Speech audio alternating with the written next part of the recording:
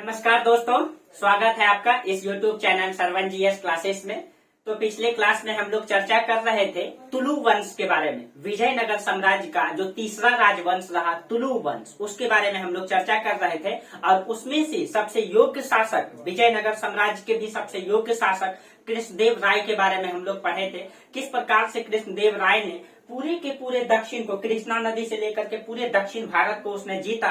और पुर्तगाली भी भारत में आ चुके थे, उससे भी अच्छा संबंध स्थापित किया।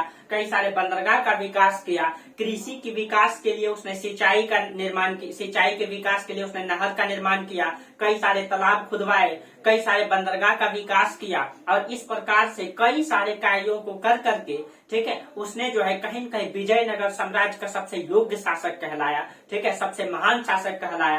और उसी समय याद कीजिए, उत्तर भारत में उस समय बाबर का आक्रमण हुआ था, मुगल वंश की सत्ता की नींव पड़ी थी। और उसी समय बाबर जब आया था तो उस समय दक्षिण भारत में कृष्णदेव राय शासन कर रहा था। तो बाबर ने अपनी आत्मकथा बाबरनामा में, ठीक है, दक्षिण भारत के शासक कृष्णदेव राय के बारे में भी चर्चा किया है, ठीक है। तो कहीं न कहीं कृष्णदेव राय बहुत ही योग्य शासक था। उसने विदेशी संबंध भी अच्छा स्थापित किया और रायचूर के द्वार पर भी उसने कब्जा किया न। तो हम लोग ये देखे हमेशा, ये जो रायचूर का द्वार है, रायचूर का द्वार को लेकर के विजयनगर साम्राज्य और बहमनी साम्राज्य हमेशा लड़ता रहा। और जब विजयनगर साम्राज्य में योग्य शासक आता था तो वो रायचूर के द्वार पे कब्जा कर लेता था। और जब बहमनी साम्राज्य में योग्य शासक आता था तो वो जो है रायचूर के द्वार में कब्जा कर लेता था।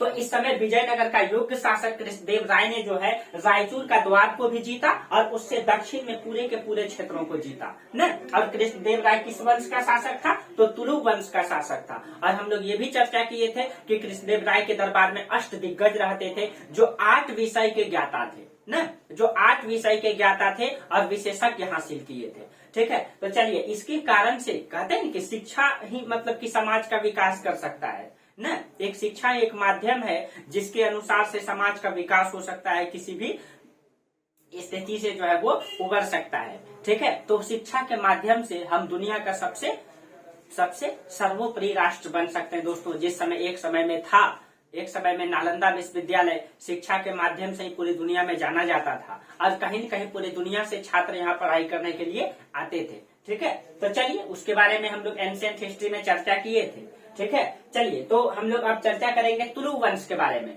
तो तुलु वंश में जब कृष्णदेव राय की मृत्यु हुई, तो कृष्णदेव राय की जब मृत्यु हुई उनका पुत्र था सदाशिव राव, ठीक है। तो कृष्णदेव राय, तुलु वंश का जब शासक था कृष्णदेव राय, ठीक है, कृष्णदेव राय, इसका पुत्र था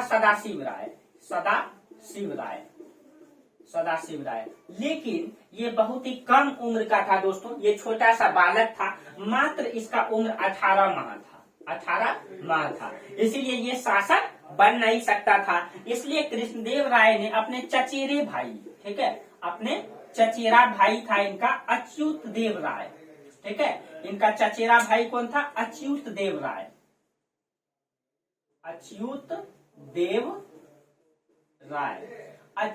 राय को शासन मतलब कि इसको क्या किया? उत्तराधिकारी घोषित किया था, ठीक है। अच्युत देव राय को उत्तराधिकारी घोषित किया।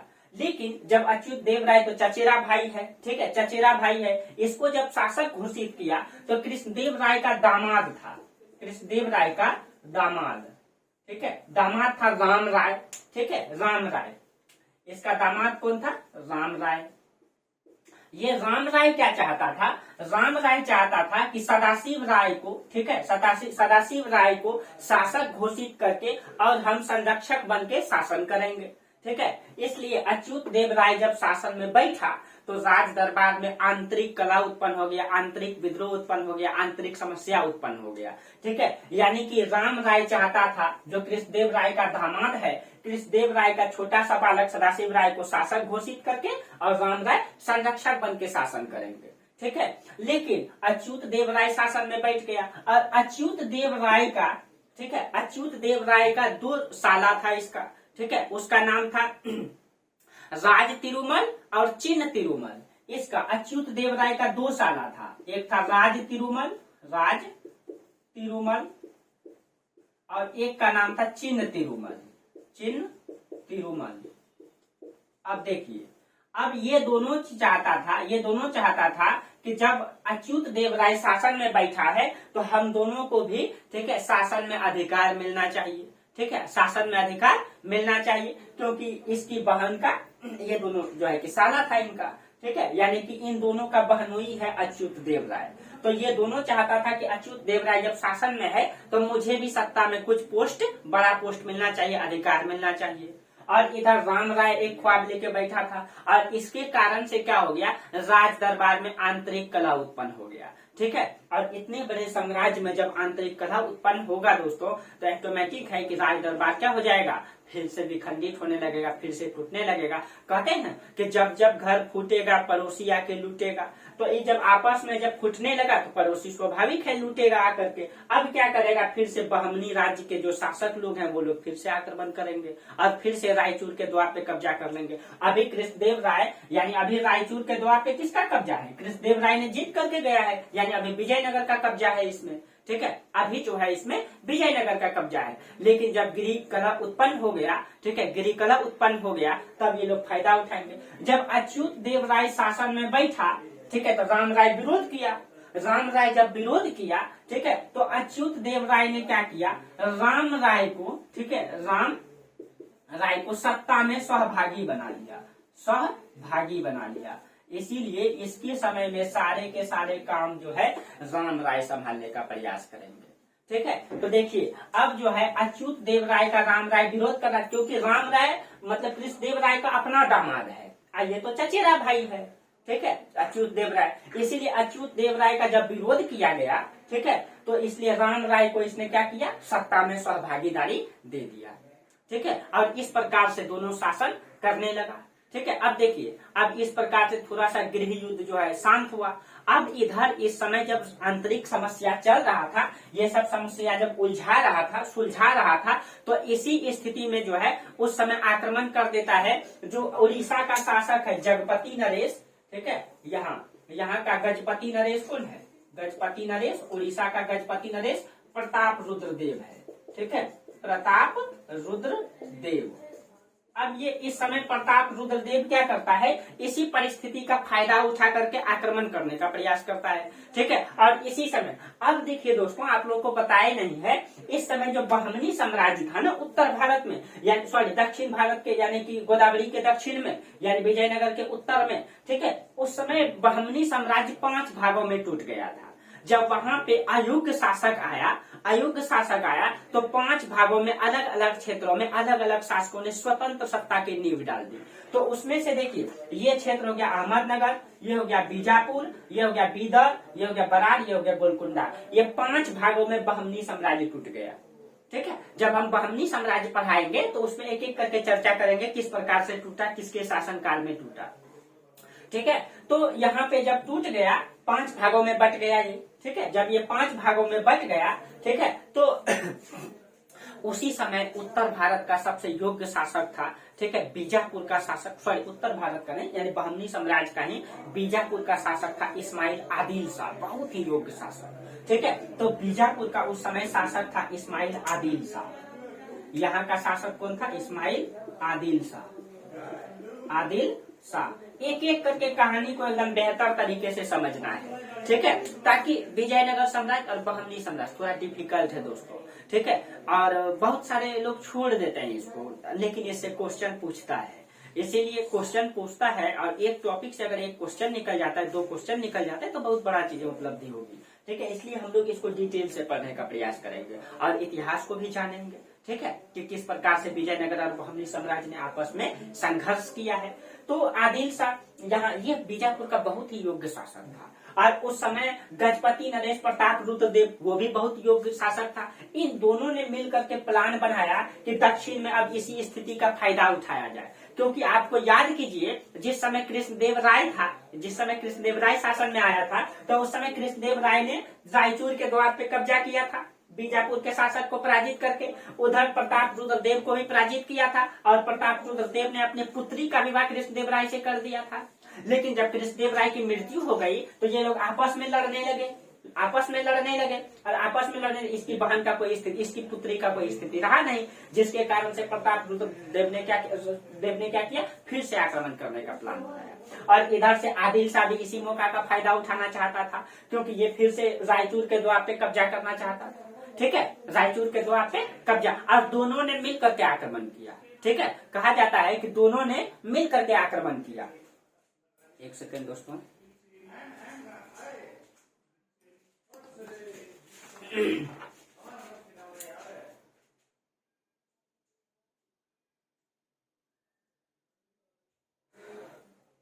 अब देखिए, तो कहा जाता है गजपति और इस्माइल आदिल शाह दोनों ने मिलकर के विजयनगर पे आक्रमण किया। ठीक है, जब दोनों ने मिलकर के विजयनगर पर आक्रमण किया, तो जब इसने प्रतापरुद्र देव जब आक्रमण किया, तो उसके आक्रमण को तो रोक दिया। ठीक है, उसके आक्रमण को राम राय ने रोक दिया। ठीक है, क्योंकि राम राय बहुत ही योग्य व्यक्ति था। ठीक है, और लेकिन जब इस्माइल आदिल शाह ने आक्रमण किया, तो उसने रायचूर और मुदगल के किले पर कब्जा कर लिया। ठीक है, अब देखिए, इस्माइल आदिल शाह ने जब कब्जा किया, तो इसने क्या किया, रायचूर को द्वार पर जीत लिया, और यहीं पे पड़ता था मुदगल का किला, यहीं पे पड़ता था मुदगल का किला। ठीक है, तो मुदगल का किला और रायचूर के द्वार पे अब किसका कब्जा हो गया, इस्माइल आदिल शाह का। ठीक है, प्रतापरुद्र देव आक्रमण किया, इसके आक्रमण को विफल कर दिया। लेकिन आदिल शाह ने जब आक्रमण किया, तो इसके आक्रमण से ये बहुत योग्य शासक था और ये लोग अयोग्य था, ये लोग अपने आपस में लड़ रहा था, जिसके कारण से आदिल शाह ने रायचूर के द्वार पर मुदगल के किले पर फिर से कब्जा कर लिया।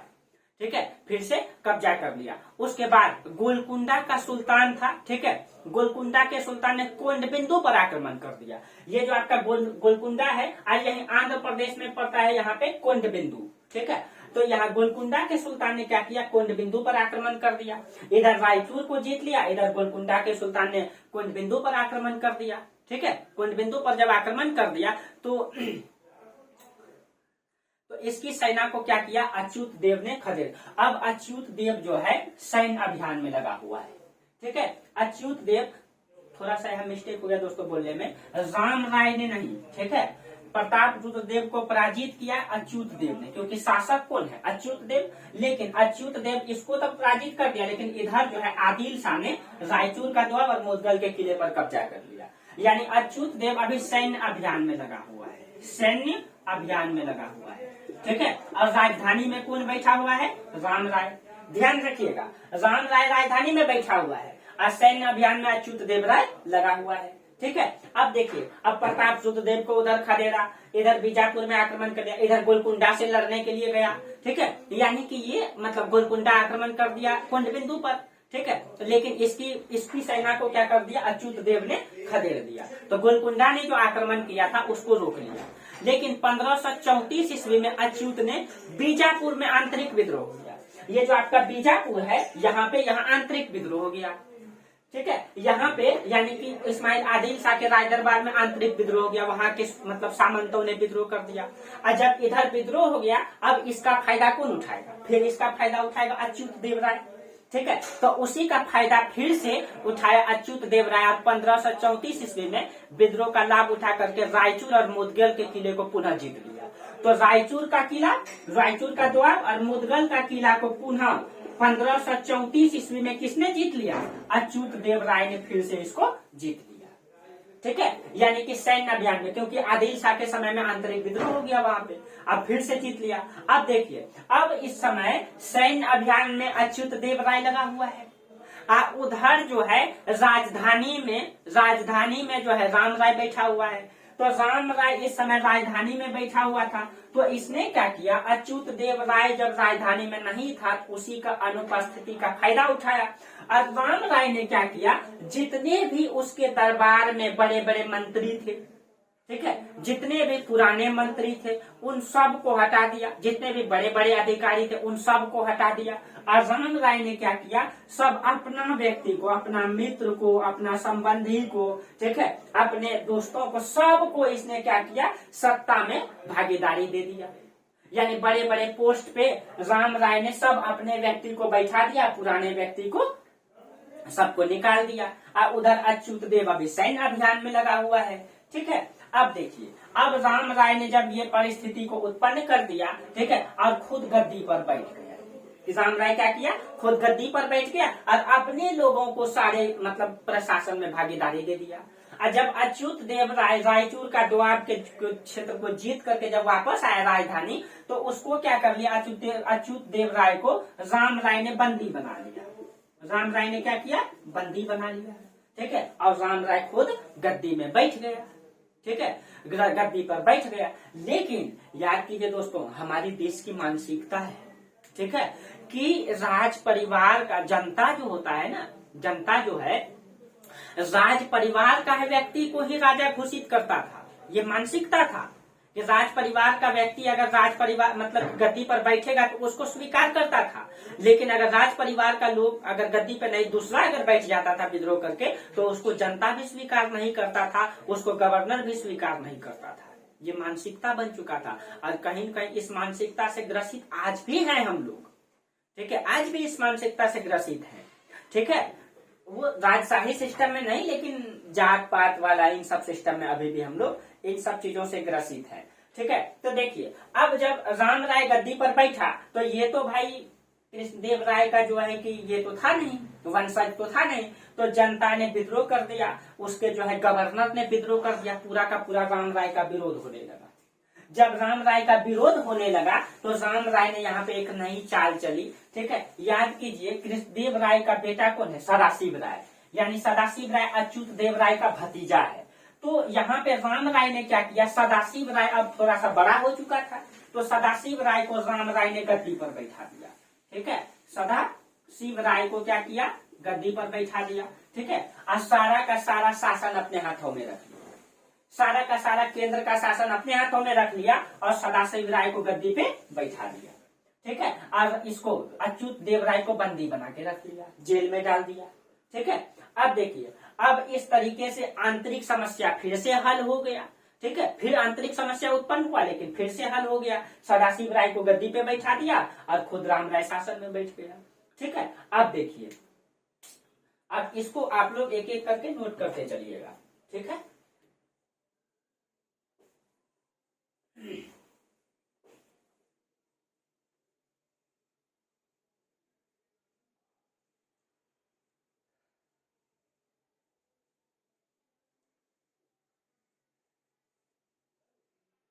देखिए, अब शासन में कौन है, अभी शासन में, अब शासन में है राम मतलब कि सॉरी सदाशिव राय, सदाशिव राय, लेकिन ये वास्तविक रूप से तो है नहीं, सदाशिव राय है न। और इसका संरक्षक कौन है, राम राय, राम राय। और सारा का सारा सत्ता का केंद्र प्रशासन ये अपने हाथों में रखा है और सदाशिव राय को सिर्फ कठपुतली बना के रखा है, ठीक है। अब देखिए, अब इस समय मतलब कि अच्युत देव राय कहाँ है,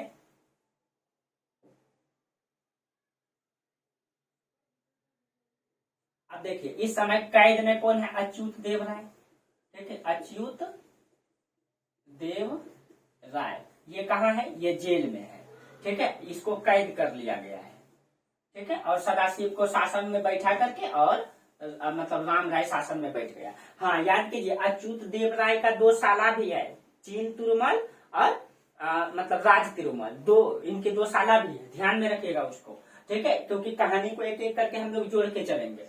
अब देखिए, अब इस समय क्या हो गया, जब राम राय वास्तविक रूप से सत्ता में आया तो दक्षिण में इसके समय विद्रोह हो गया, ठीक है, दक्षिण में इसके समय क्या हो गया, विद्रोह हो गया। अब देखिए, इस बीच में जब दक्षिण में विद्रोह हो गया तो राम राय ने अपनी सेना लेकर के, ठीक है, सदाशिव राय तो छोटा था, राम राय अपनी सेना लेकर के दक्षिण अभियान में गया, ठीक है, दक्षिण अभियान में गया। अब देखिए, जब वो दक्षिण अभियान में गया तो उसी का फायदा उठाया अच्युत देव ने। उसने क्या किया, अच्युत देव ने अपना साला जो उसका तिरुमल था, उसका साला, ठीक है, तो अच्युत देव कैद में था, ठीक है, ये कैद में था, इसका साला कौन है, तिरुमल, तिरुमल, ठीक है। तो अब देखिए, अब राम राय चल गया दक्षिण भारत के अभियान में, दक्षिण भारत अभियान में गया, ठीक है, यानी कि राजधानी को छोड़ करके ये दक्षिण भारत अभियान में जब गया तो अच्युत देव ने तिरुमल की सहयोग से जेल से निकल गया, कैद खाने से निकल गया, और कैद खाने से निकल करके फिर से सत्ता अपने हाथों में ले लिया, अधिकार कर लिया, फिर से अपनी सत्ता ले लिया, ठीक है। अब देखिए, अब जब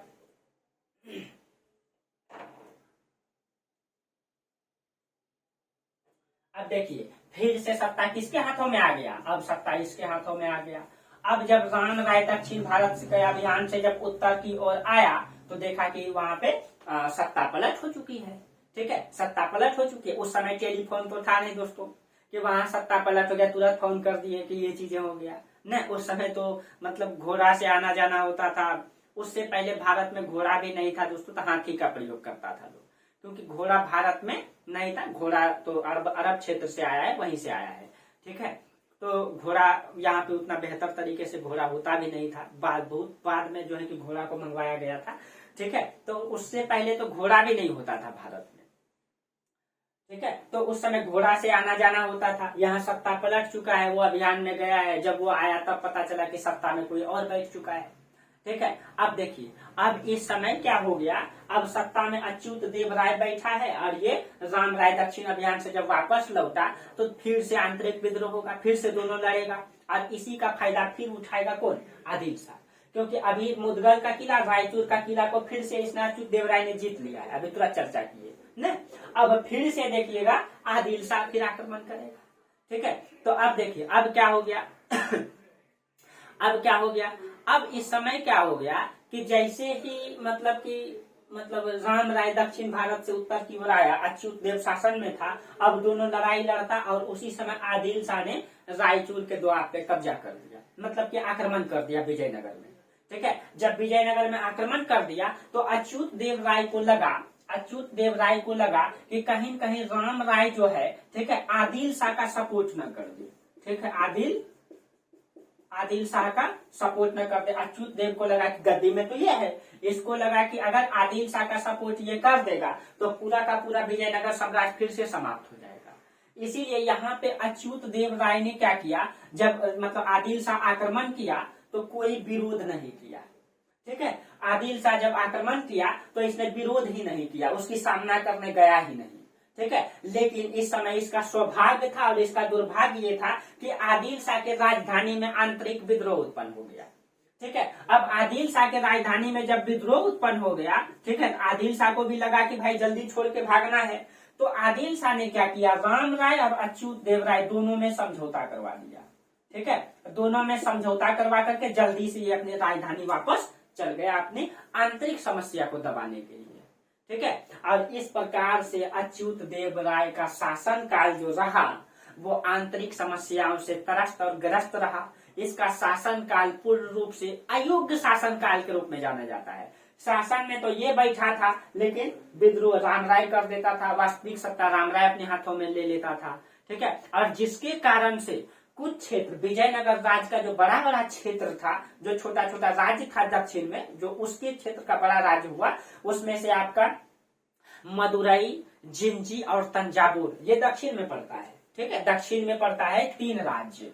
ठीक है, मदुरई आपको पता है तमिलनाडु में है ये मदुरई। ठीक है, उसके बाद दूसरा है जिंजी। ठीक है, जिंजी, और एक राज्य था तंजावुर, ये सब दक्षिण में है। तंजावुर, ये तीनों के तीनों राज्य जो है, ठीक है, इसके समय में स्वतंत्र हो गया। किसके समय में, अच्युत देव राय के समय में। और अच्युत देव राय इसकी विरोध भी नहीं कर पाया क्योंकि आंतरिक समस्या से घिरा हुआ था। उसके बाद जो है तूतीकोरिन बंदरगाह पड़ता है, यहाँ पे तमिलनाडु में है तूतीकोरिन कहा जाता है कि यहाँ से जो है ना मोती का व्यापार होता था। ठीक है, बड़ी मात्रा में मोती का व्यापार होता था विजयनगर साम्राज्य का। तूतीकोरिन बंदरगाह पर जो है पुर्तगाली ने कब्जा कर लिया। तो तूतीकोरिन बंदरगाह पर इसके समय, याद रखिएगा, लिख लीजिएगा इसको, अच्युत देव राय के समय मदुरई, जिंजी, तंजावुर स्वतंत्र हो गया। प्लस में तूतीकोरिन बंदरगाह पर जहां से मोती का व्यापार होता था उस पर पुर्तगालियों ने कब्जा कर लिया। ठीक है, और इस तरीके से इसका शासन काल पूर्ण रूप से अशांति का काल माना जाता है। और इसके समय में कहा जाता है कि जनता पूर्ण रूप से परेशान हो चुका था अच्युत देव राय के शासन से। ठीक है, और इसके समय में इसीलिए कहा जाता है कृषकों पर टैक्स बढ़ा दिया गया था। ठीक है, टैक्स का भार बढ़ा दिया गया था और इसके पूरा का पूरा जनता आक्रोशित हो चुका था क्योंकि जब से ये शासन में बैठा और आंतरिक समस्या राज दरबार में पड़ा रहा, और राज दरबार में मतलब की समस्या से आपस में लड़ता रहेगा तो पूरी जनता क्या खुश रहेगा, जनता के लिए राज दरबार क्या करेगा। जनता के लिए काम करेगा तब तो। और पूरा का पूरा जब वो आपस में लड़ाई लड़ता था, बहुत ज्यादा पैसा खर्च होता था, और जिसके कारण से जनता पे टैक्स बढ़ा दिया गया। तो इसका अच्युत देव राय का पूरा शासन काल जो है, ठीक है, अशांति का काल माना जाता है। इसके समय में ये सारे के सारे क्षेत्र जो है स्वतंत्र हो गया। तूतीकोरिन बंदरगाह पुर्तगालियों के हाथों में चल गया, ठीक है, पुर्तगालियों के हाथों में चल गया। और उसके बाद इसी परिस्थिति में जो है, ठीक है, इसी परिस्थिति में अच्युत देव राय का मृत्यु हो गया, ठीक है, मृत्यु हो गया, ठीक है। अब अच्युत देव राय का जब मृत्यु हो गया, ठीक है, अच्युत देव राय की मृत्यु जब हो गया तो उसका साला था सलक राज तिरुमल, ठीक है। अब देखिए, अब अच्युत देव राय की मृत्यु हो गया इस परिस्थिति में,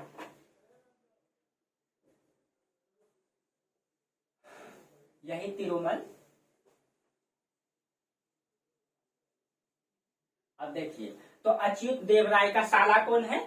तिरुमल। इसका पूरा नाम था सलक राज तिरुमल, ठीक है, सलक राज तिरुमल। हाँ, अच्युत देव राय की पत्नी थी वर देवी, वर देवी, ये राजमाता कहलाएगी मृत्यु के बाद इसका, ठीक है।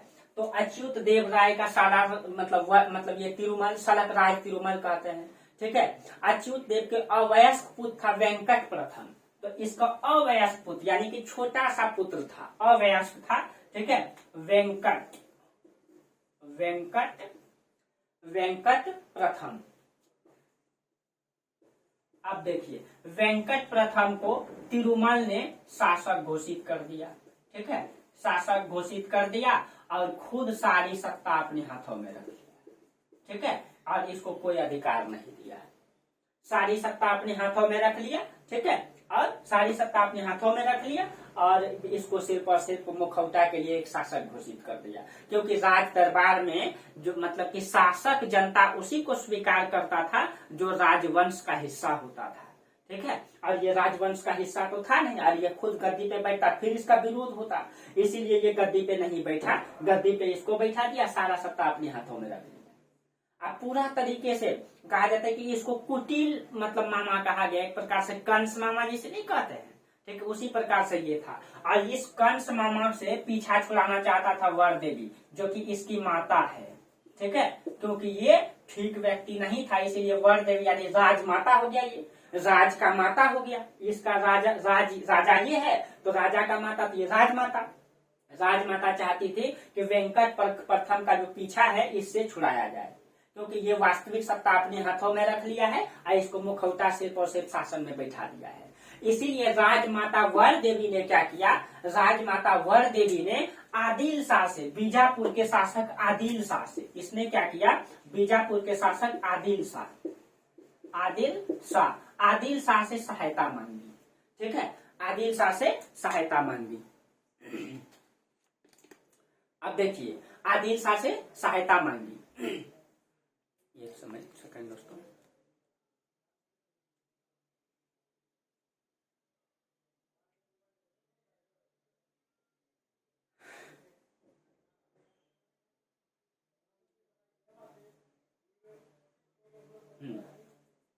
देखिए, हाँ, तो इस्माइल आदिल शाह से वर देवी सहायता मांगी। आप उधर याद कीजिए दोस्तों, राम राय है न, अच्युत देव राय के समय राम राय है।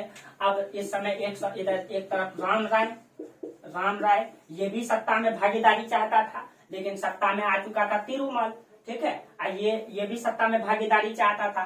और इधर मतलब कि ये राजमाता भी इसको हटाना चाहती थी। जब राजमाता ने आदिल शाह से, ठीक है, आदिल शाह से मतलब सहायता मांगी, ठीक है, तो राम राय क्या किया, आदिल शाह से जाके मिल गया और ये दोनों मिल करके फिर से राज दरबार में इसको तिरुमल को सत्ता से क्या किया, हटा दिया। और इसको सत्ता से हटा करके, ठीक है, इसको सत्ता से हटा करके फिर से सदाशिव राव को शासन में बैठाया, ठीक है। राम राय ने किसको शासन में बैठाया, सदाशिव राय को शासन में बैठा दिया। ये सदाशिव राय कृष्णदेव राय का बेटा है न, और ये इसका मतलब कि ये दामाद है, तो इसका जीजाजी है ये, ठीक है। अब सदाशिव राय को सत्ता में कौन बैठा दिया, राम राय। अब देखिए, सदाशिव राय शासन में रहेगा और राम राय उसका वास्तविक सत्ता का हकदार बन जाएगा और सदाशिव राय सिर्फ मुखौटा शासक बन के रह जाएगा, ठीक है। हाँ, थोड़ा सा ये चर्चा कर दे दोस्तों, यहाँ पे एक दो पॉइंट है, देखिए।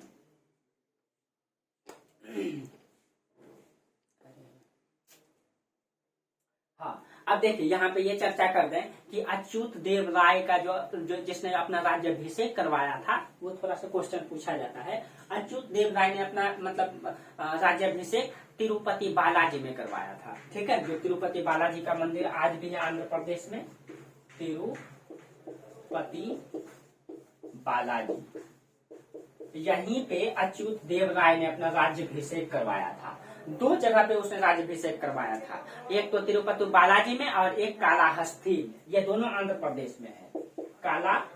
कालाहस्ती, यहाँ पे इसने अपना राज्याभिषेक करवाया था, ठीक है। हाँ, याद रखिएगा अच्युत देव राय का जो दरबारी कवि था वो राजनाथ डिंडिम, ठीक है, राजनाथ डिंडिम इसका दरबारी कवि, ये सब आप लोग नोट कर लीजिएगा। दरबारी कवि, ये क्वेश्चन पूछा जाता है, राजनाथ डिंडिम। और इसने एक पुस्तक भी लिखा था, अच्युत देव राय की जीवनी लिखा था इसने। उस पुस्तक का नाम था अच्युत देव राय भ्युदय, ठीक है, अच्युत देव राय भ्युदय, अच्युत देव राय भ्युदय, ये पुस्तक लिखा था। और इसमें पूरा का पूरा विजयनगर का एक कहानी को दिया हुआ है इसमें, ठीक है। और ये इसकी भाषा संस्कृत है, ये संस्कृत भाषा में लिखा गया पुस्तक है अच्युत देव राय भ्युदय, ठीक है। इस तरीके से अच्युत देव राय का शासनकाल समाप्त हुआ और अच्युत देव राय के बाद शासन में बैठा वेंकट प्रथम, और मतलब वास्तविक सत्ता तिरुमल रखा, ठीक है। जो कि अब वेंकट प्रथम की माता वर देवी ने क्या किया, आदिल शाह से सहायता मांगा, तो राम राय आदिल शाह के जा मिला और दोनों ने मिलकर के तिरुमल को गद्दी से हटा दिया, ठीक है। और सदाशिव राय को गद्दी पर बैठा करके और राम राय वास्तविक सत्ता का हकदार हो गया। तो अब चलिए, सदाशिव राय के समय सारा का सारा काम कौन संभालेगा, राम राय संभालेगा, ठीक है। तो अब चलिए हम लोग राम राय के बारे में देखते हैं कि राम राय ने कौन कौन सा काम किया। और इसी के समय जो एक प्रमुख इतिहास में जो प्रमुख युद्ध हुआ है दोस्तों, तालीकोटा का युद्ध, विजयनगर साम्राज्य और बहमनी साम्राज्य के बीच जो तालीकोटा का युद्ध हुआ है, जो इतिहास में बहुत ही फेमस है, यही राम राय ने उसकी पृष्ठभूमि तैयार किया था, ठीक है। और उस युद्ध का पृष्ठभूमि किसने तैयार किया था, राम राय ने। चलिए देखिए किस प्रकार से राम राय ने जो है कि एक बड़े महान युद्ध का जो है कि नींव डाला, किस प्रकार से उसका मतलब स्ट्रक्चर तैयार किया, ठीक है। चलिए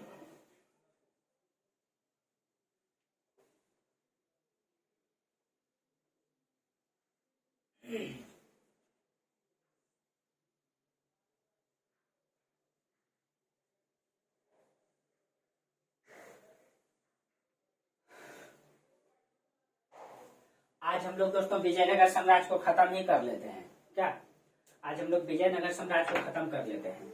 तो अब देखिए, अब शासन में कौन बैठा, अब शासन में बैठा सदाशिव राय। अब ये सदाशिव राय शासन में बैठा, लेकिन वास्तविक सत्ता का हकदार कौन बन गया, राम राय बन गया, ठीक है। एक प्रकार से शासक सिर्फ और सिर्फ कठपुतली बन रहा है, राम राय, ठीक है। अब देखिए, अब सारा काम राम राय संभालेगा, ठीक है। अब देखिए, राम राय इसके समय वास्तविक सत्ता का हकदार हो गया। अब इसने क्या किया, राम राय ने क्या किया, राम राय ने सभी अधिकारियों को निकाला, पहले जितने भी राज दरबार में पहले का अधिकारी था जो राम राय को नहीं चाहता था, ठीक है, उन सब को निकाला।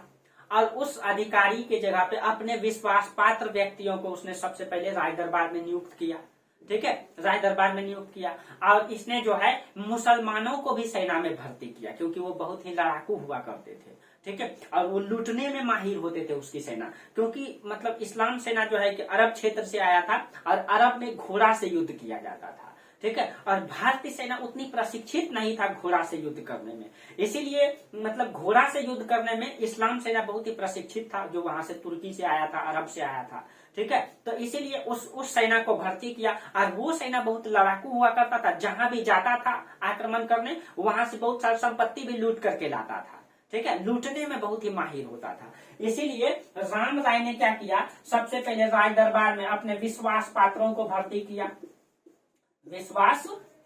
भर्ती किया, उसके बाद इसने जो है सैनिक में मुसलमानों को भी भर्ती किया, ठीक है, मुसलमान सैनिक को भी भर्ती किया, ठीक है। ध्यान में रखिएगा, हम आपको पहले बोले विजयनगर साम्राज्य धार्मिक आधार पे सत्ता की नींव डाला था हरिहर और बुक्का ने, हिंदू को मान करके, ठीक है। और उत्तर में इसके समय मुस्लिम राज्य का गठन, क्योंकि उस समय जो है मध्यकालीन भारत में पूरे के पूरे इस्लामिक शासन था और हरिहर और बुक्का को एमबीटी ने जो है इस्लाम स्वीकार करवाया था। लेकिन हरिहर और बुक्का को जब छोड़ा गया, वो दक्षिण आया, फिर से वो हिंदू धर्म में कन्वर्ट हुआ और वो बोला कि नहीं, हम हिंदू राजवंश की ही नींव डालेंगे। तो हरिहर और बुक्का ने हिंदू राजवंश की नींव डाला था विजयनगर साम्राज्य, ठीक है। और उसी सत्ता का संचालन चल रहा था, बाकी पूरे क्षेत्रों में इस्लामिक राज्य चल रहा था। यानी विजयनगर के उत्तर में ये पूरा पूरा इस्लामिक राज्य है, उत्तर भारत में भी इस्लामिक राज्य है, ठीक है ये, ठीक है। तो ये ध्यान में रखना है आप लोगों को, ठीक है। तो ये पूरे के पूरे इस्लामिक राज्य और इधर हिंदू धर्म को मतलब आधार बना करके विजयनगर साम्राज्य की नींव डाला, ठीक है। तो अब देखिए इसने लेकिन मुसलमान सैनिक को भी भर्ती किया। अब देखिए इसने मतलब लड़ाकू सैनिक को, क्योंकि ये समझता था जो योग्य रहेगा ना वही काम करेगा, ठीक है। अब देखिए इसने विजयनगर की पारंपरिक नीतियों को भी कुछ न कुछ जो है कि ये किया दोस्तों, उल्लंघन किया। यानी कि विजयनगर साम्राज्य के राजा अभी तक किसी भी राज्य के आंतरिक मामले में हस्तक्षेप नहीं करता था, ठीक है। लेकिन जब राम राय मतलब सत्ता में था तो इसने क्या किया, सभी राज्य के आंतरिक मामले में हस्तक्षेप किया, सभी राज्य के आंतरिक मामले में हस्तक्षेप किया। यानी कि सभी राज्य का मतलब हो गया, विजयनगर साम्राज्य के अंतर्गत बहुत सारे छोटे छोटे राज्य थे, दक्षिण में कई सारे इस्लामिक राज्य थे, ठीक है। और वो अपनी मतलब संस्कृति को आधार मान के, अपनी सभ्यता को आधार मान के शासन चला रहे थे, ठीक है। लेकिन राम राय ने उसकी सभ्यता और संस्कृति को भी प्रभावित किया, जो आज तक किसी भी शासक ने, विजयनगर के किसी भी शासक ने उसके आंतरिक मामले में हस्तक्षेप नहीं किया था। लेकिन इसने उसके आंतरिक मामले में भी हस्तक्षेप किया, कहीं कहीं अपने पैर पे कुल्हाड़ी मारा, ठीक है। लोग दोस्तों मतलब जो हमारा जो धर्म में जो निष्ठा होता है ना लोगों का, ठीक है, वो निष्कंप होता है, वो निष्कंप होता है, उसमें सवाल खड़ा नहीं किया जा सकता है, ठीक है। मतलब कि उस पर सवाल खड़ा, आप अगर किसी भी व्यक्ति कोई धर्म से प्रभावित है तो आप उस पर सवाल खड़ा नहीं कर सकते हैं, क्योंकि उसकी निष्ठा निष्कंप है उसको लेकर के। विश्वास और निष्ठा में यही तो अंतर है, विश्वास टूट जाता है, विश्वास टूट जाता है, लेकिन आस्था जो निष्कंप है वो कभी नहीं टूटता है। जैसे एक माता जो है, एक माता का मतलब बच्चा अगर बीमार है और वो माँ से ये आराधना करती है कि मेरा बेटा अगर ठीक हो जाए तो हम 1 कुंटल लड्डू चढ़ाएंगे, लेकिन उसकी बेटा की अगर मृत्यु हो जाती है, ठीक है, मृत्यु हो जाती है, तो फिर भी वो प्रसाद चढ़ाना नहीं छोड़ती है। क्यों? क्योंकि वो यही मानती है कि ये हमारा कर्मों का फल है। यानी उसका आस्था यहाँ टूटता नहीं है, लेकिन विश्वास टूट जाता है। विश्वास आप दिला दीजिए, एक पत्थर में घास उगता है और आप लेकर के जाइए दिखा दीजिए पत्थर में घास उगा हुआ है, लेकिन फिर वो कहीं देखा कि यहाँ पत्थर यहाँ घास नहीं उगा हुआ, तो वहां उसका विश्वास टूट जाएगा। जैसे कहते हैं कि जहां जहां आग है वहां वहां धुआं है, तो ये कोई जरूरी नहीं है जहां जहां आग है वहां वहां धुआं है। बिजली से भी आग लग जाता है, वहां धुआं नहीं रहता है, ठीक है। तो ये विश्वास है जो टूट जाता है, लेकिन आस्था निष्कंप है जो कभी नहीं टूटता है। और जो व्यक्ति जिस धर्म को मानती है और मानता है या मानती है, उसके धर्म को अगर आप प्रभावित करेंगे वो कभी भी आपको बख्शेगा नहीं। तो इसने क्या किया, उसके धार्मिक मामले में भी हस्तक्षेप किया, जो अपने पैर पे कुल्हाड़ी मारा, ये अपने पैर पे कुल्हाड़ी मारा, उसके धार्मिक मामला में हस्तक्षेप करके, उसके आंतरिक मामला में हस्तक्षेप करके, ठीक है। अब देखिए, अब राम राय ने अपने संपूर्ण शासन काल में कहा जाता है कि किसी न किसी राज्य के आंतरिक मामला में हस्तक्षेप करने में व्यस्त रहा, ठीक है। और ये अंततः विजयनगर के लिए घातक साबित हुआ, ठीक है। और राम राय लेकिन राम राय एक बहुत बड़े राजनीतिक और कुशल सेनापति भी था, ठीक है, बहुत बड़े राजनीतिक था दोस्तों। तब तो देखिए उसको सेना में हटा करके फिर से मतलब शासक से हटा दिया और फिर ये सत्य शासन में आ गया, तो ये राजनीतिक बहुत बड़ा था, ठीक है, ये राजनीतिक बहुत ही योग्य राजनीतिज्ञ था, ठीक है, और कुशल सेनापति भी था, ठीक है, या सेना नायक कह सकते, सेना नायक भी था, कुशल सेना नायक, योग्य व्यक्ति। योग्यता यही कहते हैं दोस्तों, अगर आपके पास योग्यता है तो आप कहीं खड़ा हो जाइए, वहीं से आप अपनी मतलब योग्यता के आधार पर अपनी स्थिति को मजबूत कर लेंगे, ठीक है। तो एक योग्य व्यक्ति का यही पहचान होता है, वो जहां रहेगा वहीं पे अपने आधार पे सिस्टम को तैयार कर देगा, ठीक है। तो ये इनकी योग्यता थी, ये जहां जाता था वहीं से सत्ता स्टार्ट कर देता था, इसमें ये बातें थी। लेकिन इसने गलती यही किया कि सभी राज्यों के आंतरिक मामले में हस्तक्षेप कर दिया, ठीक है, और इसने अपना पूरा जीवन इसी में व्यस्त रखा। और अच्युत, अब देखिए अब इसी समय कहा जाता है अच्युत के समय में इसने बहुत अच्छा काम भी किया था। नहीं, जब अच्युत देवराय शासन में था, आपको अभी चर्चा किए, तो इसने उस समय में बहुत सारे युद्ध भी लड़ा, विजयनगर की रक्षा भी किया था। और इसका 2 भाई भी था, मतलब कि राम राय का 2 भाई था, तिरुमल और वेंकाद्री, इसने भी बहुत अच्छा योगदान दिया था इसके साथ साथ। ठीक है, अब देखिए इसने त्रावणकोर के शासक को भी पराजित किया। राम राय ने त्रावणकोर पड़ता है केरल में। याद कीजिए जब हमारा देश आजाद होगा ना, ठीक है, उस समय भारत में लगभग 65, कोई कहते हैं 64, कोई कहते हैं 65, कोई कहते हैं 62, जो भी रहे उतनी रियासत था। उसमें से एक त्रावणकोर रियासत भी था। जब देश आजाद हुआ तो वो सबसे पहले आजादी की घोषणा त्रावणकोर कर दिया था। ठीक है, तो वही त्रावणकोर राज्य है, इसने त्रावणकोर को भी जीता जो केरल में पड़ता है। ठीक है, त्रावणकोर राज्य, तो इसने त्रावणकोर को भी पराजित किया। पुर्तगाली के विस्तार को इसने रोका। ठीक है, पुर्तगाली पूरा का पूरा विस्तार, ये पूरा तटवर्ती क्षेत्रों को जीत लिया था और पूरा का पूरा विस्तार कर रहा था, तो उसके विस्तार को इसने रोका। तो देखिए इसने क्या किया, इसने जो है पुर्तगाली के विस्तार को रोका। जो पुर्तगाली अपना स्थिति मजबूत करते जा रहा था उसको रोका। प्लस में जितने भी मतलब हिंदू धर्म को मतलब विरोधी थे, हिंदू धर्म के विरोधी थे, उसको इसने दंडित किया, उसको इसने दंडित किया। प्लस में इसने त्रावणकोर को जीता, त्रावणकोर को इसने जीता, ये इसकी उपलब्धि रही है। त्रावणकोर को जीता, ये सारा काम इसने किया। ठीक है, उसके बाद कहा जाता है कि मतलब इसने क्या कहा, मतलब बाद में 1546 में पुर्तगाली के साथ व्यापारिक समझौता भी किया था।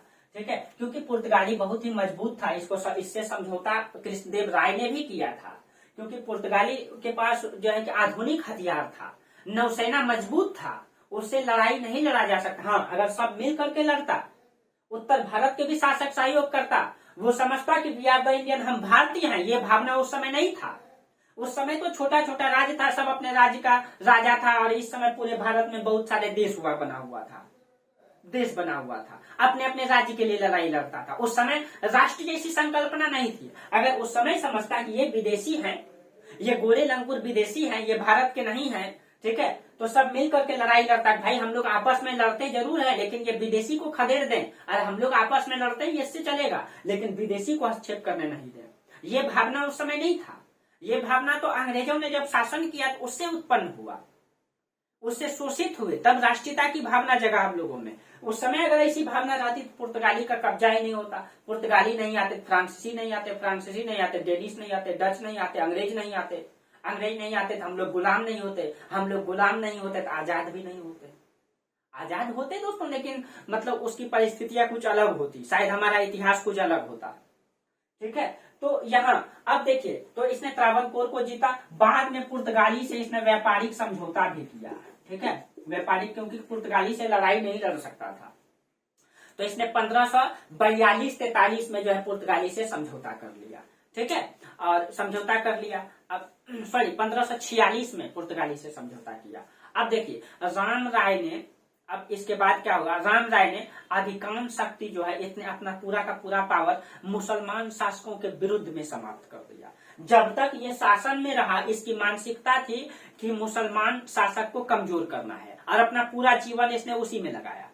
ठीक है, मुस्लिम शासक को कमजोर करने में, क्योंकि पूरे के पूरे उत्तर भारत में मुस्लिम शासक है, यानी इसके उत्तर में, उत्तर भारत में मुस्लिम शासक, यहाँ भी मुस्लिम, दक्षिण में भी मुस्लिम राज्य है, इसीलिए इसका मानसिकता बन गया था कि इस मुस्लिम शासकों को चारों तरफ से कमजोर करना है, और अपना पूरा जीवन इसने उसी में लगा दिया। ठीक है, इसने पूरा जीवन जो है उसी में लगा दिया। अब देखिए जब उसी में इसने अपना पूरा जीवन लगा दिया, ठीक है, तो सदाशिवराव के समय पहले वर्ष इब्राहिम आदिल शाह ने ओदिनी के किला को जीता था। जब सदाशिवराव शासन में है, इसी समय ओदिनी के किला को जीता था, मतलब कि अहमदनगर के शासक आदिल शाह ने। ठीक है, अब देखिए कहानी डिटेल्स में है दोस्तों। ठीक है, अब देखिए इब्राहिम आदिल शाह ने ओदनी का किला को जीता। उसके बाद भी वो शांत नहीं रहा, उसके बाद फिर वो आक्रमण किया। इब्राहिम आदिल शाह ने शांत नहीं, उसने 1542-43 में अहमदनगर के बुहरान निजाम के साथ मिल करके विजयनगर में आक्रमण करने का जो है प्लान बनाया। यानी कि उसने क्या किया, बीजापुर का शासक है आदिल शाह और अहमदनगर का शासक है बुहरान निजाम है। ठीक है। तो उसने निजाम शासक से मिल करके, अहमदनगर का निजाम, ठीक है, और बीजापुर, ये दोनों मिल करके प्लानिंग बनाया कि इस बार हम दोनों मिल करके मतलब कि विजयनगर में आक्रमण करेंगे, ठीक है। अब दोनों ने मिल करके जब विजयनगर के आक्रमण करने पर प्लान बनाया और आक्रमण भी किया, आक्रमण करके बहुत सारे क्षेत्रों पर, ये जो रायचूर का द्वार का बहुत सारा इलाका पर कब्जा भी कर लिया उन दोनों ने। जब कब्जा कर लिया तो पहले से इसका दिमाग में यह मानसिकता था, ये दोनों के दोनों, ये सब के सब इस्लाम शासक है उत्तर में। तो इसकी मानसिकता क्या बन गई, इन दोनों ने, इस दोनों इस्लाम आपस में समझौता करके हमारे हिंदू राज्य पे कब्जा करना है, इसकी मानसिकता ये था, ठीक है। इसलिए इसको और गुस्सा आया, ठीक है। तो इसने भी जो है अब राम राय ने, ठीक है, बुहरान निजाम शाह को अपनी ओर मिलाया कूटनीति से, बहुत बड़ा राजनीतिक तो था ही, ठीक है। तो इसने अहमदनगर के शासक को क्या किया, यहाँ का शासक था बुहरान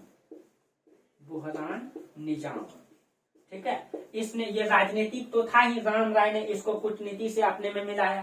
पहले इन दोनों ने मिलकर के आक्रमण किया, ठीक है, और जब इसके क्षेत्रों को जीता तब राम राय क्या किया, चुपके से इससे समझौता किया, बुहरान निजाम अहमदनगर के शासक से, ठीक है, और समझौता करके ये प्लानिंग किया कि आदिल शाह को पराजित करना है, ठीक है। अब देखिए, अब जब मतलब उसके बाद अब समझौता किया और अपने में मिलाया और 3 लगातार युद्ध किया आदिल शाह से, और तीनों युद्ध में जो है उसकी शक्ति को जो है पूर्णतः कुचल दिया। यानी कि इसने, राम राय ने क्या बोला, राम राय बोला हम इधर से आक्रमण करेंगे और आप इधर से आक्रमण कीजिएगा, और आदिल शाह को, ठीक है, पूरी तरीके से खत्म कर देना है, क्योंकि आदिल शाह योग्य शासक था, ये आप इस सब में पावरफुल था, ऐ सबको पीटते रहता था, यानी इस पे कभी इसको पीट दिया, कभी इसको पीट दिया, कभी इसको पीट दिया, सबसे इसका दुश्मनी चलता था, ठीक है। तो इसीलिए आज भाई सत्ता का लालच किसको नहीं होता है।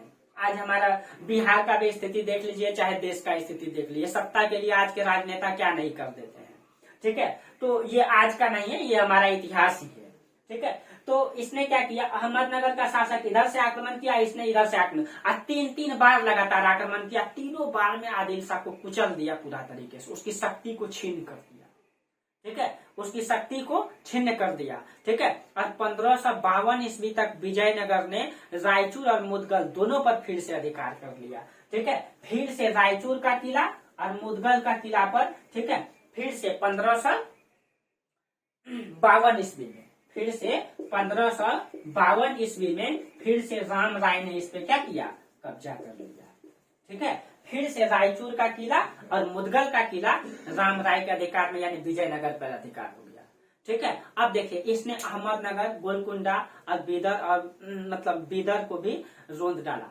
यानी कि इसने क्या किया, अहमदनगर को, गोलकुंडा को, बीदर को, ठीक है, और इन सब को पराजित किया। कहा जाता है कि बीजापुर को तो हरेबे किया, फिर बीदर को हराया, गोलकुंडा को हराया, अहमदनगर को भी पराजित किया। पूरे के पूरे उत्तर भारत को फिर से राम राय ने रायचूर के किले पर भी कब्जा किया, ठीक है, बीजापुर को तो हरा ही दिया, फिर से बीदर पे भी आक्रमण किया, गोलकुंडा पे भी आक्रमण किया, अहमदनगर पर भी आक्रमण किया, और इन सब को अपने अधीन स्वीकार करवाया कि बोलो कि तुम लोग मेरे अधीन हो। तो कहीं न कहीं राम राय ने इन सब को अपनी अधीनता स्वीकार करवाया, ठीक है। और कहा जाता है कि एक समय में, राम राय के समय, विजयनगर के खिलाफ कोई ऐसा इस्लाम शासक नहीं था, कोई ऐसा एक राज्य नहीं था जो इसके खिलाफ में आक्रमण कर सके। कोई ऐसा राज्य नहीं था जो राम राय के खिलाफ आक्रमण कर सके, ठीक है। अब देखिए, यानी राम राय का सत्ता जो है, मतलब प्रत्यक्ष और अप्रत्यक्ष रूप से गोदावरी से पूरे दक्षिण तक फैल चुका था, और इस गोदावरी से दक्षिण तक में सत्ता सबका था, लेकिन सब राम राय की अधीनता स्वीकार करता था। आज किसी एक इस्लामिक राज्य में इतना पावर नहीं था कि विजयनगर साम्राज्य में आक्रमण कर सके। राम राय इतने बड़े मतलब कि योग्य शासक फिर से एक प्रकार से कृष्णदेव राय की तरह निकला, ठीक है।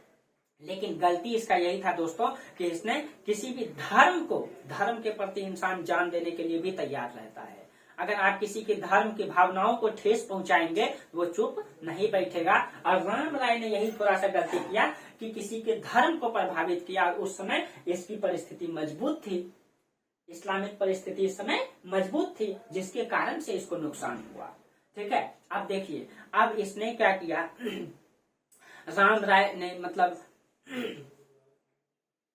एक सेकंड दोस्तों। हाँ, कहा जाता है इस तरह से वर्तमान में विजयनगर की शक्ति जो है नर्मदा नदी से लेकर के हिंद महासागर तक, ठीक है, अब मतलब पूरा फैल चुका था। यानी यहाँ पे पड़ता है आपका नर्मदा नदी से लेकर के पूरे हिंद महासागर तक फैल चुका था, ठीक है।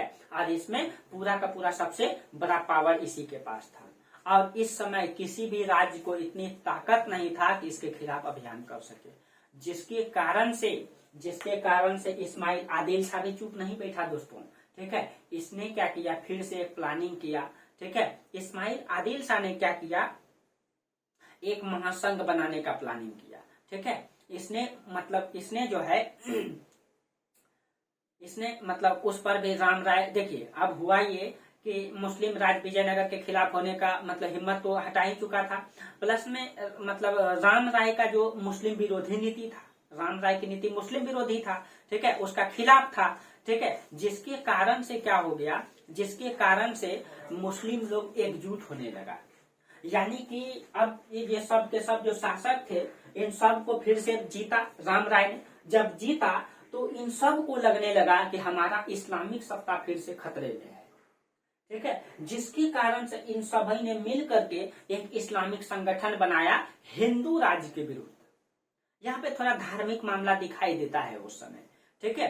तो अब देखिए, अब उस समय दक्षिणी भारत में मुस्लिम राज्य में अहमदनगर, गोलकुंडा, बीदर और बीजापुर, बरार शामिल नहीं था इसमें, क्योंकि बरार को इन लोगों ने परेशान किया था खूब। बीजापुर और बीदर भी दोनों लड़ते रहता था, जिसके कारण से बरार इन सब का सपोर्ट नहीं किया। तो देखिए अब क्या हो गया दोस्तों, थोड़ा सा इसको समझने का प्रयास कीजिएगा आप लोग, ठीक है।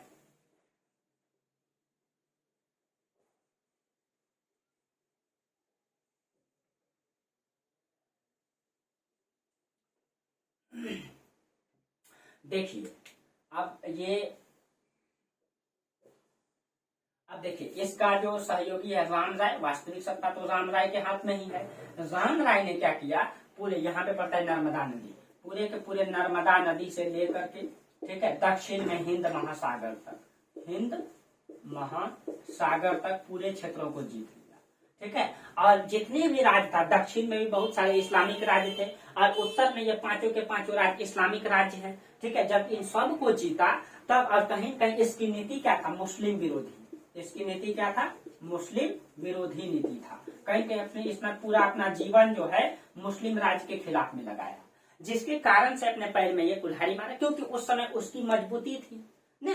पूरे के पूरे उत्तर भारत में यहाँ पे मुगल वंश चल रहा है, इस समय बाबर आ चुका है, इस समय उत्तर भारत में मुगल वंश है, 1526 में ही आ चुका है, ठीक है। ये पूरे के पूरे मुगल राज्य, क्योंकि तुगलक से सत्ता ये सब टूटा था। दक्षिण में भी मुगल मुस्लिम राज्य है, अब बीच में एक विजयनगर साम्राज्य। इसने अपनी शक्ति का जब विस्तार किया मुस्लिम विरोधी राज्य के रूप में, जिसके कारण से सब के सब मुस्लिम राज्यों में एक नीति बन गया कि ये जो है हमारे खिलाफ में खड़े। इसीलिए आदिल शाह ने इसी का फायदा उठाया। आदिल शाह क्या किया, ठीक है, अब इसने हिंदू विरोधी या कई सारे इतिहासकार इसने क्या लिखा है कि इसने जो है जो महासंघ तैयार किया था, ये महासंघ राजनीतिक अस्तित्व की रक्षा के लिए नहीं, यानी कि अपने राज्य की रक्षा के लिए नहीं। आदिल शाह ने बोला कि जब अब जो है इस्लाम और उनकी संस्कृति की रक्षा के लिए तैयार किया एक संगठन, कि हमारी संस्कृति, हमारा इस्लाम खतरे में है, इसीलिए हम लोग एक संगठन बनाएंगे। और आदिल शाह ने इसलिए अपनी संस्कृति की रक्षा के लिए, अपने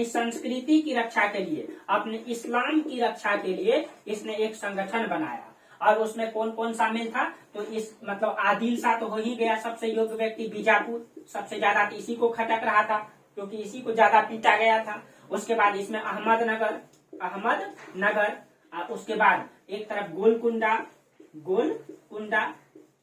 और एक हो गया आपका बीदर। याद रखिएगा दोस्तों, नोट में इधर लिख लीजिएगा, बरार शामिल नहीं था इसमें, इस संघ में बरार शामिल नहीं था, क्योंकि बरार को ये लोग खूब परेशान किया था, इसलिए वो लोग सपोर्ट करने से मना कर दिया। ये सब के सब मुस्लिम राज्य है, ठीक है। इन सब ने मिल करके एक संगठन बनाया, महासंघ बनाया, ठीक है। अब इस महासंघ का संस्थापक या ये उपज किसके दिमाग में था, अलग अलग इतिहासकार अलग अलग बात कहते हैं। जैसे एक इतिहासकार है फरिश्ता कहते हैं कि फरिश्ता के अनुसार राम राय ने, ठीक है, यानी कि ये संगठन क्यों बनाया, ये संगठन बनाने की उपज किसके दिमाग में आया, तो इसको लेकर के इतिहास में मतभेद है। अलग अलग इतिहासकार अलग अलग बात कहते हैं। एक इतिहासकार है फरिश्ता, मिडिवल हिस्ट्री का अच्छा इतिहासकार है फरिश्ता। ये फरिश्ता क्या कहते हैं कि राम राय ने, ठीक है, अहमदनगर पर जब एक बार आक्रमण किया था, ठीक है, यानी कि राम राय जब अहमदनगर पे एक बार आक्रमण किया तो वहां पे इस्लाम धर्म की संस्कृति को, इस्लाम धर्म के मस्जिद को इसने अपमानित किया था राम राय ने। एक सेकेंड दोस्तों,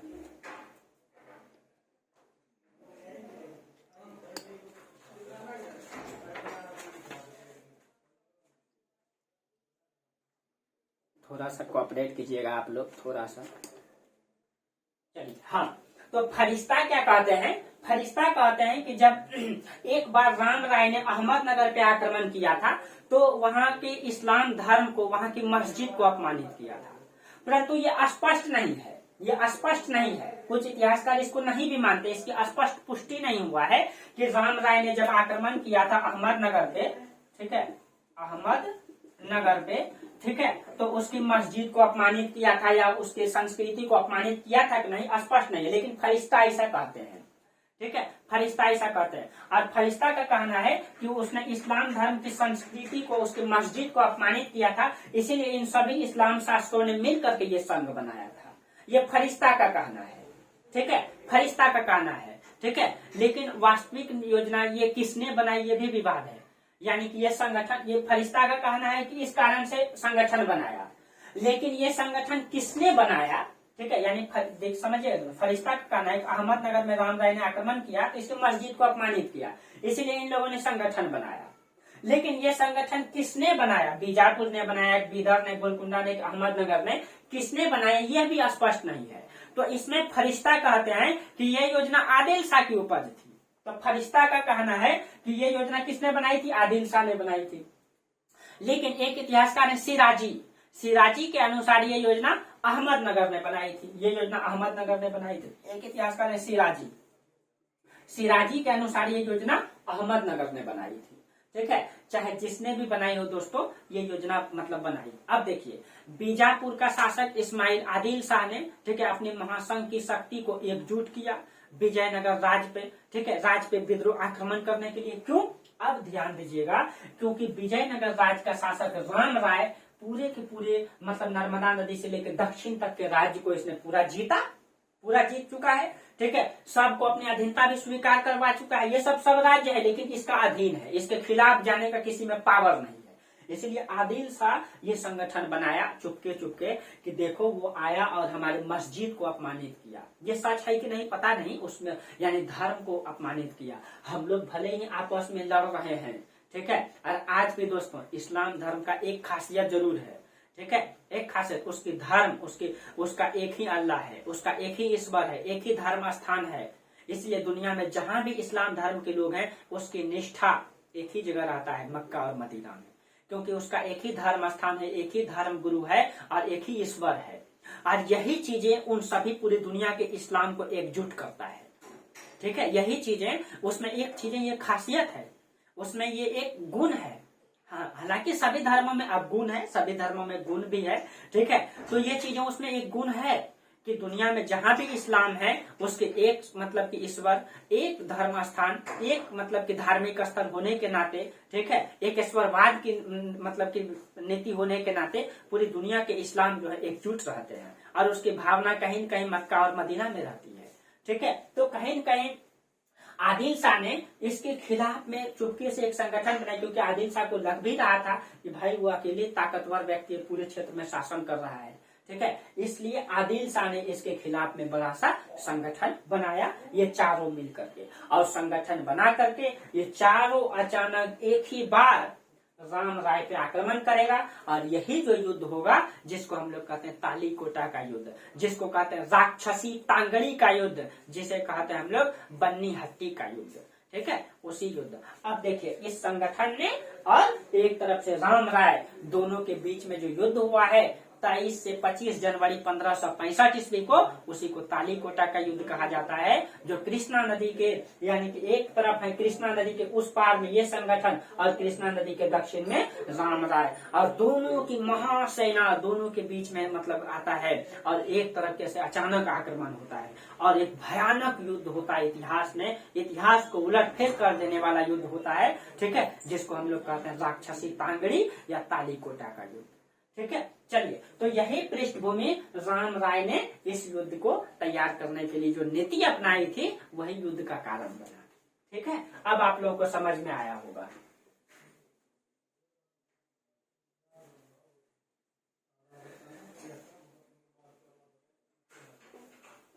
ध्यान में रखिएगा दोस्तों, ये संगठन में बरार शामिल नहीं है। ठीक है, अब देखिए, अब ये चारों बीजापुर, गोलकुंडा, बरार, ये चारों है, ये ध्यान रखिएगा, ये चारों एक तरफ महासंघ। तो हम लिख देते हैं, इसको अच्छा से लिख देते हैं, तालीकोटा का युद्ध। इसको कौन सा युद्ध कहा जाता है? तालीकोटा। और ये युद्ध कई बार पूछा गया है। तालीकोटा का युद्ध, या इसी का नाम है राक्षसी तांगड़ी का युद्ध, इसको कहते हैं राक्षसी तांगड़ी का युद्ध। ठीक है, या इसी को कहते हैं बेन्नी हट्टी का युद्ध। बेन्नी हट्टी का युद्ध इसको कहा जाता है। ये तीनों नाम एक ही युद्ध का है। ठीक है, राक्षसी तांगड़ी या फिर मतलब तालीकोटा या तालीकोटा या बेन्नी हट्टी। ये हुआ कब था? तो 23 से लेके 25 जनवरी 1565 ईस्वी को हुआ। इस डेट को भूलने के लिए नहीं है। इसमें दो सेना, एक तरफ हो जाएगा महासंघ और एक तरफ हो जाएगा राम राय। याद कीजिए दोस्तों, इस समय राम राय का उम्र लगभग 70 वर्ष हो चुका था। ठीक है, फिर भी जो है सैनिक का नेतृत्व अकेले करता है। ठीक है, 70 वर्ष की आयु में एक बूढ़ा शासक, ठीक है, फिर भी नेतृत्व करता है अकेले। और एक तरफ महासंघ में 4, और महासंघ का नेतृत्व कौन कर रहा था? आदिल शाह, इस्माइल अली आदिल शाह इसका पूरा नाम है। आदिल शाह इसका नेतृत्व कर रहा है। या इसमें कौन कौन है? तो देखिए हम लिख देते हैं, बीजापुर, ठीक है, बरार, उसके बाद गोलकुंडा और अहमदनगर। ठीक है, ये 4 शामिल है। याद रखिएगा, बरार नहीं, बरार शामिल नहीं है दोस्तों। फिर से बोल देते हैं, बीजापुर, बीदर, गोलकुंडा, अहमदनगर। नोट में लिख दीजिएगा, बरार शामिल नहीं है। ठीक है, अब एक तरफ राम राय 70 वर्ष की आयु में। अब ये जो कृष्णा नदी है, कृष्णा नदी के उत्तर में इसकी सेना, यानी कि ये कृष्णा नदी, ठीक है, कृष्णा नदी, इसके उत्तर में आदिल शाह की पूरा का पूरा फौज तैयार है। ठीक है, और इसके दक्षिण में विजयनगर राम राय का सैनिक है। और दोनों के बीच में भयानक महासंघ युद्ध होता है। कहा जाता है कि पहली बार में राम राय जीत जाता है दोस्तों। पहली बार जब एक बार अचानक युद्ध होता है तो राम राय जीत जाता है, लेकिन फिर से जब दोहरा करके युद्ध होता है, 70 वर्ष का बूढ़ा शासक दोस्तों फिर भी एक बार पराजित कर देता है महासंघ को। ठीक है, लेकिन ये बहुत बड़े कूटनीतिक कहते हैं ना, योग्यता कैसे आती है? करत करत अभ्यास जड़मती होत सुजान, रसरी आवत जात है सिर पर परत निशान। ठीक है, यानी कि करत करत अभ्यास करने से क्या नहीं होता है, क्योंकि ये बहुत सारे युद्ध में लड़ चुका था, बहुत ज्यादा अनुभव था इसके पास, जिसके कारण से ये युद्ध को जीत जाता है। ठीक है, पहली बार में। लेकिन इस्माइल आदिल शाह फिर से संगठन को मजबूत करके आक्रमण करता है और उसके बाद इस युद्ध में ये विजय हासिल करता है और ये हार जाता है। ठीक है, याद रखिएगा, इस युद्ध में इस्माइल आदिल राम राय की हत्या जो है ना, हुसैन निजाम शाह ने किया था। इसकी हत्या हुसैन निजाम शाह ने किया था इसकी हत्या। ठीक है, राम राय की हत्या हुसैन निजाम शाह ने किया था। ठीक है, इस तरीके से तालीकोटा का युद्ध या राक्षसी तांगड़ी के युद्ध में, ठीक है, राम राय पराजित हो जाता है और यहीं से विजयनगर की समाप्ति हो जाती है। ठीक है, हाँ, इसी युद्ध में 2 व्यक्ति याद रखिए, एक तो सदाशिव राय, ठीक है, और एक है उसका सदाशिव राय का जो तिरुमल, उसका जो तिरुमल और राजा सदाशिव राय को लेकर के पेनुकोंडा भाग जाता है इसी में। अब इसी युद्ध में जो सदाशिव राय है, ठीक है। सदाशिव राय भाग जाता है, किसके सहयोग से? तिरुमल के सहयोग से, तिरुमल के सहयोग से। और तिरुमल के सहयोग से भाग जाता है और ये कहाँ चल जाता है?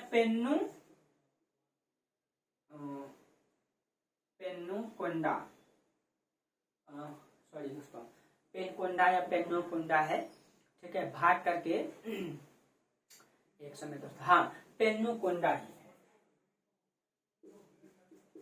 पेन्नुकोंडा भाग जाता है, ठीक है।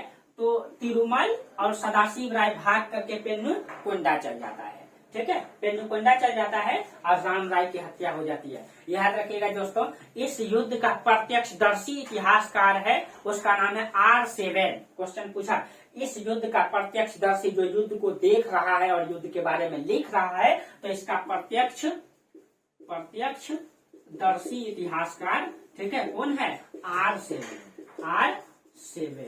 ठीक है। इसकी R7 की पुस्तक है, इसकी पुस्तक है ए फॉर गोटन एम्पायर।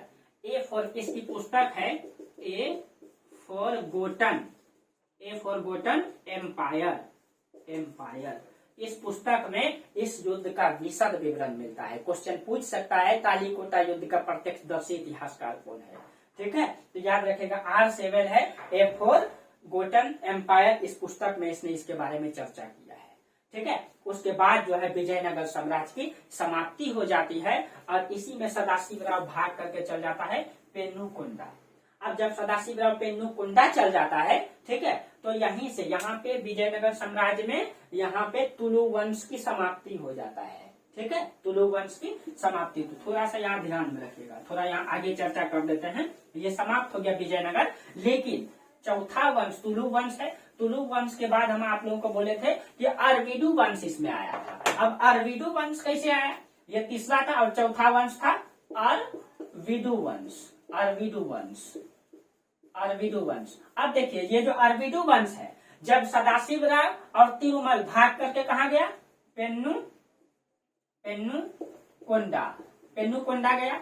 जब पेन्नुकोंडा गया तो सदाशिवराव यहाँ शासन में बैठा, ठीक है। सदाशिवराव शासन में बैठा तो ये तो बिल्कुल अयोग्य था, इसको सत्ता से पद स्थापित कर दिया, सत्ता से हटा दिया, हत्या नहीं किया, सत्ता से हटा करके, ठीक है। और यहाँ पे तिरुमल, ये तिरुमल है, तिरुमल सत्ता में बैठ गया, यानी कि पेन्नुकोंडा को राजधानी बनाया और राजधानी बना करके तिरुमल जो है कि सत्ता पे बैठ गया। जब तिरुमल सत्ता पे बैठा तो ये उस वंश का तो था नहीं, इसीलिए तिरुमल ने एक नए वंश की नींव डाला, अरविडु वंश। तो इसकी संस्थापक कौन है?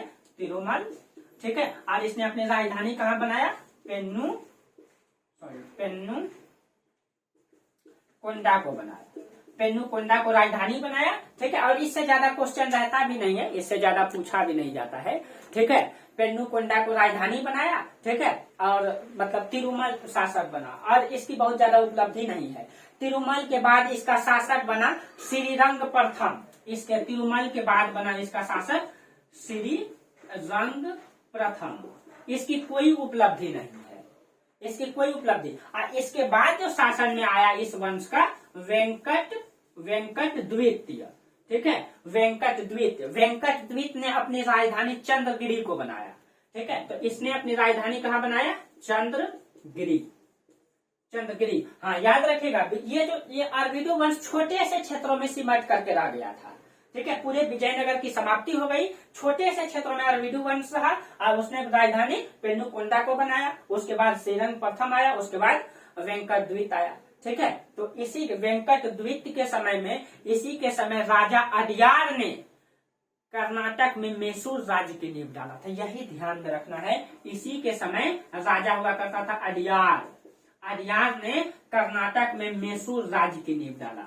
वही मैसूर राज्य जिसका शासक हुआ करता था टीपू सुल्तान, उसका पिताजी हैदर अली, जो आगे हम लोग चर्चा करेंगे, ठीक है। ये हाँ, इसने याद रखेगा, वेंकट द्वितीय ने एक काम तो ये, और इसने पुर्तगालियों को वेल्लोर में गिरजा घर बनाने का अनुमति दिया था, ठीक है। गिरजा घर बनाने का अनुमति दिया था वेंकट द्वितीय ने, ये रहा इसका। और इसके बाद इस वंश का अंतिम शासक बना श्रीरंग तृतीय।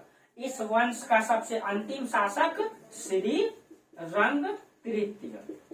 और ये विजयनगर साम्राज्य का भी सबसे अंतिम शासक है और ये अरविंदो वंश का भी सबसे अंतिम शासक है और इसकी कोई उपलब्धि नहीं है।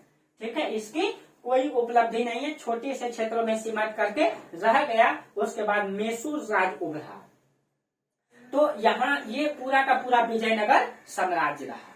ठीक है, पूरा का पूरा विजयनगर साम्राज्य को आज हम लोग क्लियर कर लिया। आप लोगों को कहीं भी दिक्कत हो दोस्तों समझने में, ठीक है, तो आप लोग पूरी तरीके से स्वतंत्र हैं कमेंट करके पूछने के लिए। पूरा का पूरा फ्री क्लास आप लोगों को मिलता रहेगा। आप लोग कंटिन्यू क्लास कीजिए, इसी को जो एनसीईआरटी में जाके पढ़िए, इसी को एक बुक में जाके पढ़िए और इसका मेरा क्लास करके नोट्स बना लीजिए। कहीं भी दिक्कत नहीं होगा पीसीएस का किसी भी एग्जाम में, किसी भी पीसीएस में। ठीक है, कहीं भी दिक्कत नहीं होगा। इससे ज्यादा अब हम और क्या पढ़ा सकते हैं। ठीक है, आप लोग किसी भी यूट्यूब में सर्च मार के देखिए। ठीक है, अब इससे ज्यादा चर्चा कहाँ मिलेगा। और कंटिन्यू क्लास आप लोगों को बिल्कुल फ्री में मिल रहा है। ठीक है, तो बस आप लोग हमको सपोर्ट कीजिए और हम आपको सपोर्ट करेंगे। बस इसी से संसार चलता है। इसलिए तो आज हम लोग विजयनगर साम्राज्य को खत्म कर लिए। अगली क्लास में हम लोग पढ़ेंगे बहमनी साम्राज्य को। ठीक है, चलिए दोस्तों, आज हम लोगों की चर्चा यहीं तक रहने दीजिए। आप लोगों को क्लास अच्छा लगता है तो लाइक कीजिए, सब्सक्राइब कीजिए, चैनल को आगे बढ़ाइए। ठीक है, थैंक यू, धन्यवाद।